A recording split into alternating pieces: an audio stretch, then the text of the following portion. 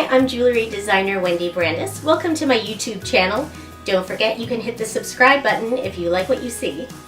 I've done a few videos giving career advice, and in one of my videos, you can check it out from the link below this one, I talked about how it's important to be able to change your plans, especially if you're an entrepreneur. That was just kind of a general statement about life. You know, things change, industries change, jobs change, your personal life changes. But when you bring up the subject of plans, people want to know specifically, do I need a business plan if I'm starting a new business?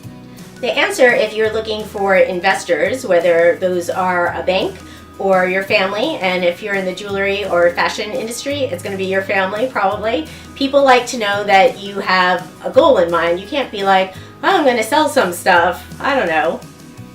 It's a good exercise for you too if you're starting out to get a handle on your budget and make sure you're not spending all your money on things like fancy furniture or high rent or advertising, whether print or online, that's not going to really help you in the way that you need right at the time you can afford it the least.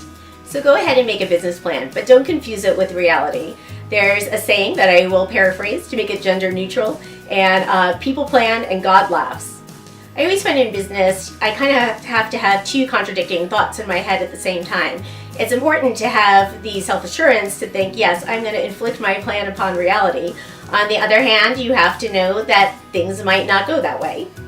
I've mentioned on my blog and this channel that I went into the jewelry business in 2005 with a partner who passed away in 2006. I had to restart the business on my own, and I was really going great in 2008 when the global economy crashed.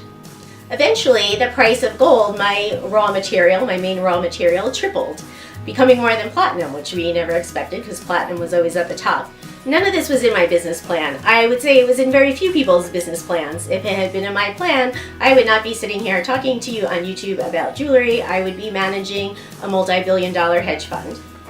I will give myself some credit because once gold started really shooting up, I did have a better prediction of where the high point would be than a very bossy, self-assured commodities expert who did work for a fund who was telling me gold at $3,000 an ounce this year.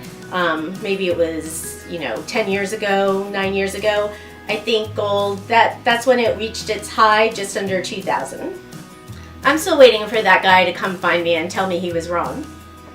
Going back to writing your business plan, which you're going to keep in mind is not going to shape reality for you, but you got to do it anyway, is that people love statistics in business plans. You want to use so many statistics in your business plan proving that people need your product, whatever it is, whether it's jewelry or toothpaste, and you're going to do that at the same time that you remember another saying that there are lies, damn lies, and statistics. You can make statistics say anything in a business plan. You can be very confident that if you're going to sell a very everyday hygiene product in a market where in a country that has over 1 billion people, that all you need is 0.1% of people to buy this product and you will have it made. Yet even if you decide you're going to sell toothpaste in China, you might not be like the local companies thinking of popular flavors like green tea and snow pear. Anyway, you're going to stuff your business plan full of statistics, and you're going to be very confident and act like this is my plan A, it's sure to go across, I'm sure to succeed, there is no plan B, but really in your mind, you should be like I told you in another one of my videos, you can check the link below, you always have to roll with the changes. There might not be just a plan B, it might be plan B, C, and D. So that's all I have to say about business plans right now. There are plenty of good books out there and guides to doing them. And just follow what I say, stats that make people think that everyone is going to buy your product. So do that, get your business plan going, and don't forget to subscribe to this YouTube channel so you don't miss my next video.